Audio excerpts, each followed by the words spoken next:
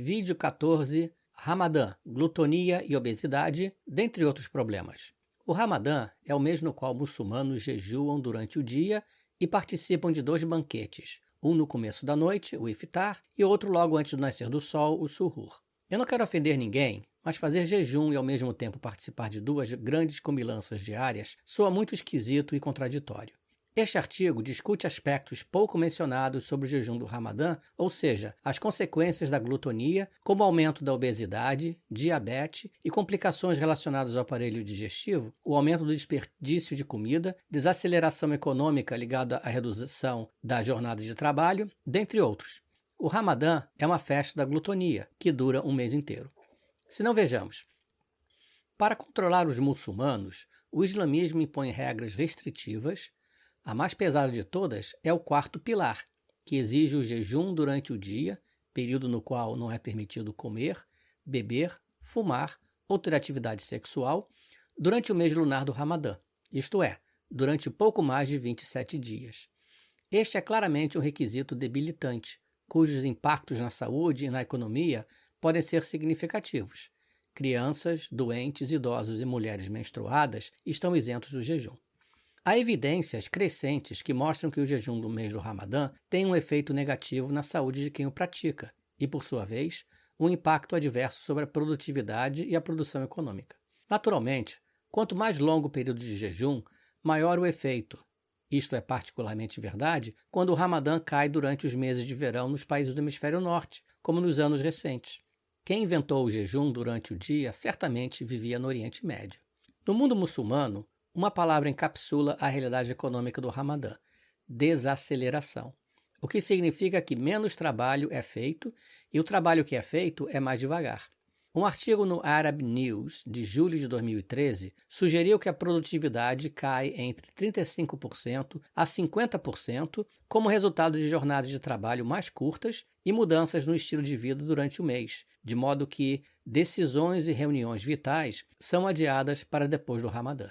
Em uma extensa pesquisa, os economistas Felipe Campante e Davi Yanazigawa Drott mostraram que o jejum do Ramadã tem um efeito negativo significativo sobre o crescimento da produção nos países muçulmanos. Uma pesquisa da Dinar Standard, a empresa de estratégia de crescimento, estima que nos países da Organização da Conferência Islâmica, o dia de trabalho é reduzido em média em 2 horas durante o Ramadã.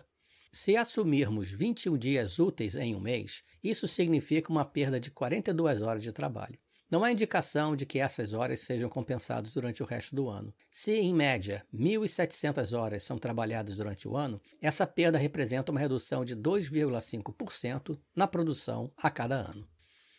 A produtividade declina não apenas devido à tensão física do jejum, mas também devido à interrupção do fluxo e da organização do trabalho. É razoável supor que o declínio na produtividade reduziria ainda mais a produção econômica, em pelo menos 3% ao ano, o que representa um enorme impacto recessivo anual do Ramadã. Mas o jejum do Ramadã, quando praticado, muitos muçulmanos o burlam, é algo prejudicial não apenas para a alma, mas também para a saúde, obesidade. Muito embora associado ao jejum, comer em demasia é uma prática comum que acontece assim que o sol se põe. Em muitos hospitais dos países do Golfo e no Oriente Médio, o mês do Ramadã significa um aumento de internações. Médicos veem um aumento em complicações relacionadas ao aparelho digestivo, tais como indigestão, gastroenterite e úlcera péptica. Casos de emergência resultantes do estresse térmico devido à desidratação e aumento de acidentes de trânsito, atribuídos à sonolência relacionados ao jejum, são comuns. Existe também uma onda de casos não controlados de diabetes durante o Ramadã, cujos surtos são agravados pelo fato de muitos portadores da doença se descuidarem da medicação durante esse período, devido à alteração de hábitos alimentares e dos horários de dormir, já que é comum dormir de dia e ficar acordado à noite.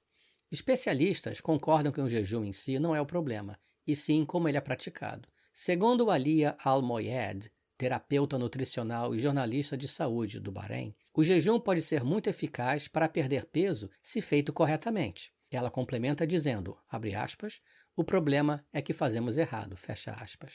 Al-Moyed observa que depois do Ramadã, sua lista de clientes também engorda. Abre aspas, eu diria que meu negócio, ligado ao emagrecimento, aumenta 25% depois do Ramadã. Ela compara o Ramadã ao Natal, dizendo que no Ocidente, o Natal é a época do ano em que as pessoas ganham peso. A diferença é que o Ramadã dura um mês inteiro. A criminalidade também aumenta durante o Ramadã em algumas áreas. Além das brigas, os fenômenos negativos aumentam durante o mês do Ramadã, incluindo acidentes de trânsito, assaltos a residências, roubos de bolsas em público e aumento de pedintes, segundo fontes de segurança. Também existe um aumento de incêndios residenciais, particularmente nas poucas horas que antecedem a hora do iftar, o banquete noturno, causados pelo uso inadequado dos cilindros de gás de cozinha e pelo aumento do uso de eletricidade. Mas o principal problema é a obesidade.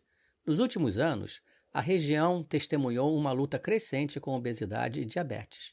Um estudo das Nações Unidas classificou muitos países do Conselho de Cooperação do Golfo entre os mais obesos do mundo. Mas por que isso? É que muçulmanos comem muito mais no mês do Ramadã se comparado com os outros meses. Muçulmanos devoram comida depois do pôr do sol, dão uma pausa durante a noite e devoram comida novamente pouco antes do nascer do sol, como se turbinando para enfrentar o jejum durante o dia. Essa é uma dieta que médico algum recomendaria. Vejamos alguns números de 2013. O consumo tunisino de produtos alimentares disparou durante o mês sagrado, disse a agência de notícias TAP, Ahmed Metlouti, diretor da Unidade de Comunicação do Instituto Nacional do Consumidor, INC.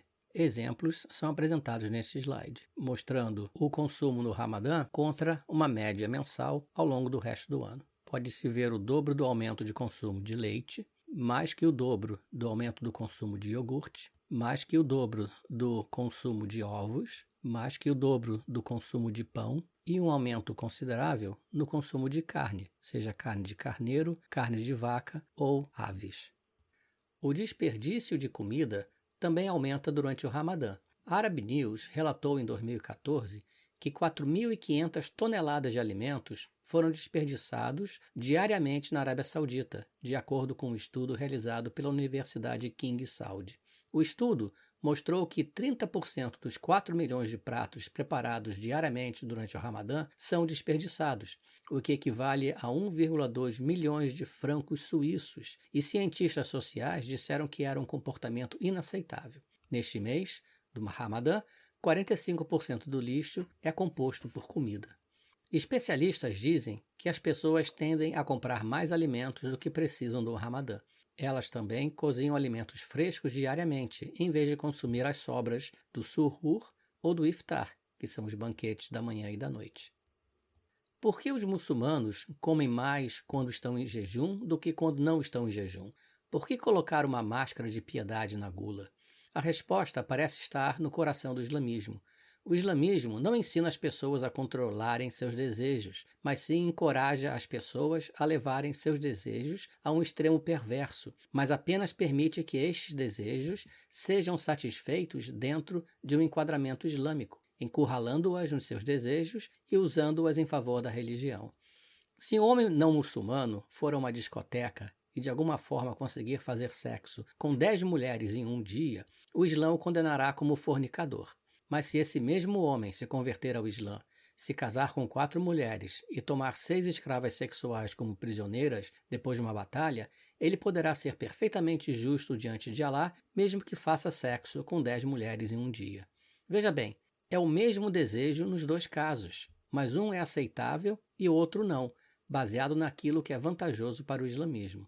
Da mesma forma, se um homem contrata uma prostituta e dorme com ela, ele pecou, de acordo com o Islã. Mas se o mesmo homem estabelecer um casamento temporário, uma prática chamada mutar, ele poderá contratar a mesma prostituta pelo mesmo período de tempo, fazer sexo com ela exatamente da mesma maneira e não vai haver vergonha nenhuma na comunidade muçulmana.